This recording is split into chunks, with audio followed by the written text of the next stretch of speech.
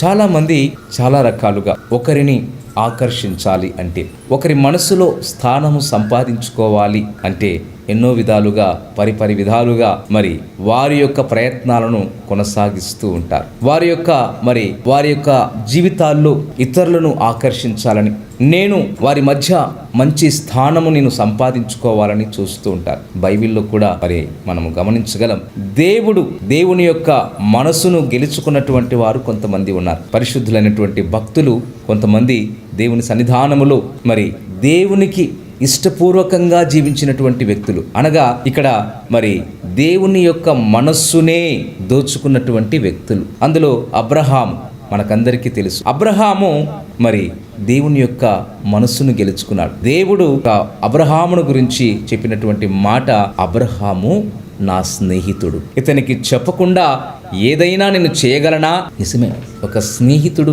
ఇంకొక స్నేహితునితో మనసులో ఏ మాట దాచుకోరు. వారికి ఉన్న లోపల ఏదైతే ఉందో అదంతా కూడా తోటి స్నేహితునితో పంచుకోవాలనే ఆరాటం కలిగి ఉంటారు. అలాగే దేవుడు అబ్రహాముతో స్నేహం చేశాడు. ఆనాడు ఆదాముతో స్నేహం చేయాలి అని అనుకున్నాడు, కానీ ఆదాము నిలబడలేకపోయాడు. అయితే అబ్రహాము తనలో ఉన్నటువంటి భక్తి విశ్వాసాలను దేవుడు చూచినప్పుడు నిజంగా దేవుడు ముగ్ధుడైపోయాడు. తన కుమారుణ్ణే వెనుతీయకుండా ఏమాత్రము కూడా దేవుడు ఇచ్చాడు, దేవుడు అడుగుతున్నాడు కాబట్టి నేను ఇచ్చేస్తానని బలికే అప్పగించాలని ఇష్టపడ్డాడు. అందుకే అబ్రహామును దేవుడు ఎంతగానో ఇష్టపడ్డాడు. అబ్రహాము నా స్నేహితుడు అని దేవుడు నోరారా పలికాడు. అబ్రహాముకు తెలియకుండా నేను ఏ పని కూడా చేయను అని సాక్ష్యము పలికాడు. అంటే అబ్రహాము దేవుని యొక్క మనస్సును దోచుకున్నాడు, దేవుని యొక్క మనస్సులో స్థానం సంపాదించుకున్నాడు. అలాగే మనం గమనించగలం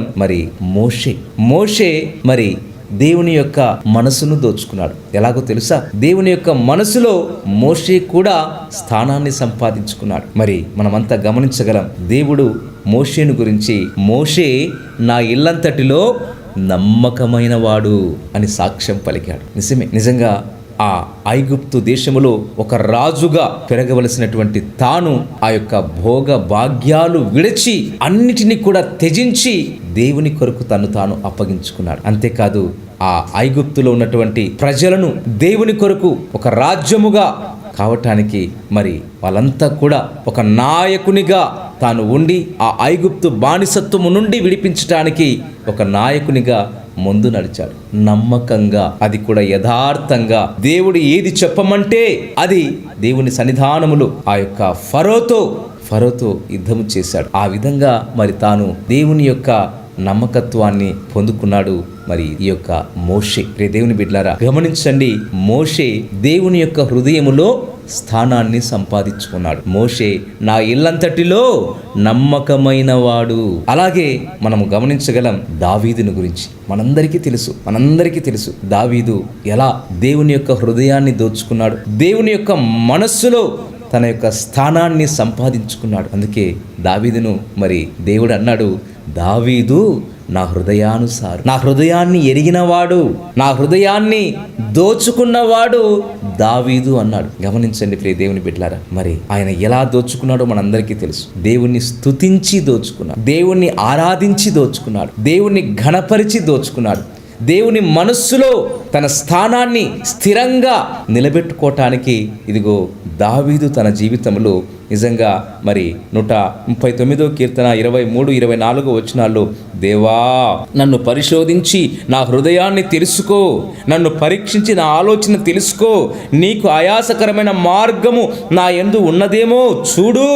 తన జీవితంలో దేవునికి ఇష్టపూర్వకంగా జీవించటానికి, చాలా సమీపంగా జీవించటానికి, చాలా దగ్గరగా జీవించటానికి ఎంతగా ఆరాటపడ్డాడో ఈ దావీదు. అంతేకాదు కీర్తనల గ్రంథం 119వ అధ్యాయము 164లో దావీదు దినానికి 7 సార్లు దేవుని సన్నిధానాన్ని సమీపించేవాడు. అంటే వాళ్ళిద్దరి మధ్య ఎంత సత్సంబంధం ఉందో, ఒక ప్రియుడు ఒక ప్రేయసి ఏ విధంగా ఉంటారో, వారి మధ్య ప్రేమ అనుబంధం ఏ విధంగా ఉంటుందో, ఒకరిని విడిచి ఒకరు ఉండలేము అన్నట్టుగా దావీదు దేవునితో ఉన్నటువంటి అద్భుతమైనటువంటి సత్సంబంధం, ఇష్టపూర్వకమైనటువంటి సంబంధం, ఎంతగా వారి మధ్య ఉన్నటువంటి సహవాసం. అందుకే దావీదును దేవుడు అన్నటువంటి మాట, దావీదు నా హృదయానుసారుడు, నా హృదయాన్ని దోచుకున్నటువంటి వ్యక్తి. దేవుని బిడ్డలారా, నిజంగా మన జీవితాల్లో మనము కూడా దేవుని మనస్సును దోచుకోవాలంటే ఏం చేయాలి? దేవుని యొక్క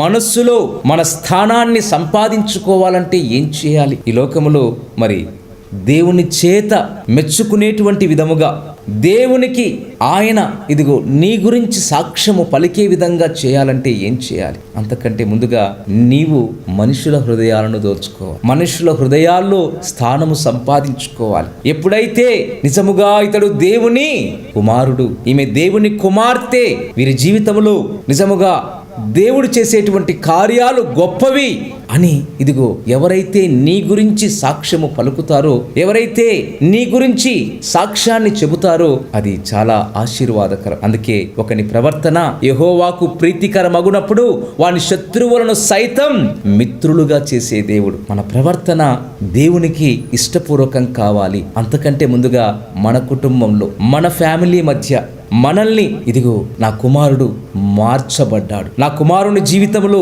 ఏదో అద్భుతం జరిగింది, అతని జీవితం ఒకప్పుడు చాలా భయంకరంగా ఉండేది, ఎప్పుడు చూసినా కోపపడేవాడు, ఎప్పుడు చూసినా చిరాకు పడేవాడు, ఎప్పుడు చూసినా ఎదురు తిరిగేవాడు, ఏమి చదివేవాడు కాదు, ఏమాత్రము సాక్ష్యము లేనివాడు అని చెప్పబడిన సాక్ష్యము లేనటువంటి జీవితం కలిగినటువంటి తాను ఇదిగో తన జీవితములో మార్పు వచ్చినప్పుడు ఇదిగో అతని గురించి సాక్ష్యము, ఇతను చాలా మంచివాడయ్యాడు, ఇతని జీవితంలో మార్పు వచ్చింది, ఇతని జీవితంలో ఒక అద్భుతమైనటువంటి మార్పు కలిగింది అని వారి హృదయాల్లో స్థానము సంపాదించుకునేటువంటి వారముగా మన కుటుంబంలో, మన స్నేహితుల మధ్య, మన బంధువుల మధ్య, ఇంకా ఇరుగు పొరుగు వారి మధ్య, సొసైటీలో, ఇంకా మరి ఎక్కడ వెళుతున్నామో అక్కడ నిజముగా ఇతని జీవితంలో ఏదో మార్పు కలిగింది, ఇతని ఎంతో మంచివాడు అవటానికి గల కారణం ఏంటి? చాలా మంచి వ్యక్తి, ఇతని క్యారెక్టర్ చాలా చాలా మంచిదని ఒకరు నీ గురించి చెప్పుకునే విధంగా మారాలంటే ఏం చేయాలి? ఒకరి హృదయములో, ఒకరి మనస్సులో నీవు స్థానము సంపాదించుకోవాలంటే ఏం చేయాలి? ఆ సీక్రెట్ ఈరోజు మీతో చెప్తా, జాగ్రత్తగా వినండి. ఒకరి మనస్సులో నువ్వు స్థానము సంపాదించుకోవాలి అంటే, వారి హృదయాల్లో నీవు ఎప్పుడు కూడా వారి మదిలో మెదలాలి అంటే ఏం చేయాలి? చైర్. వారి హృదయాల్లో నువ్వు కుర్చీ వేసుకొని కూర్చోవాలంటే ఏం చేయాలి? చైర్. ప్రియ దేవుని బిడ్డలారా, ఈరోజు ఆ సీక్రెట్ మీతో చెప్తాను. మనం కూర్చోవటానికి మనము చైర్ని వాడతాం కదా, ఆ చైర్లో కూర్చుంటాం. కొంతమంది పెద్దలను పిలిపించి వారిని సన్మానం చేయటానికి ఒక చైర్ను వాడతాం. ఎందుకోసం వాడతాం? ఆ చైర్లో అతనికి ఒక రెస్పెక్ట్ మనం ఇచ్చినట్టు లెక్క. ఏమిటి ఈ చైర్? ఆ చైర్ మనము ఇంగ్లీష్లో మనము దానిని ఏ విధంగా స్పెల్ చేస్తామంటే CHAIR. ఈ చైర్ అనగా మన యొక్క స్థానము ఇతరుల మనస్సులో ఉన్నతంగా ఉండాలి అంటే, ఇతరుల యొక్క హృదయాల్లో మనము ఎప్పుడు కూడా స్థానము సంపాదించుకోవాలంటే ఈ చైర్ గురించి కనుక మనము తెలుసుకున్నట్లయితే నిజంగా మనము ఇతరుల మనస్సుల్లో గొప్ప స్థానాన్ని సంపాదించుకోవచ్చు. సబ్స్క్రైబ్ చేయండి, పక్కనే ఉన్న బెల్ బటన్ నొక్కండి. ఈ సందేశాలను దయచేసి 10 మందికి షేర్ చేయమని ప్రభువు నామమున ప్రేమతో మీకు మనవి చేస్తున్నాం. Thank you. Praise the lord.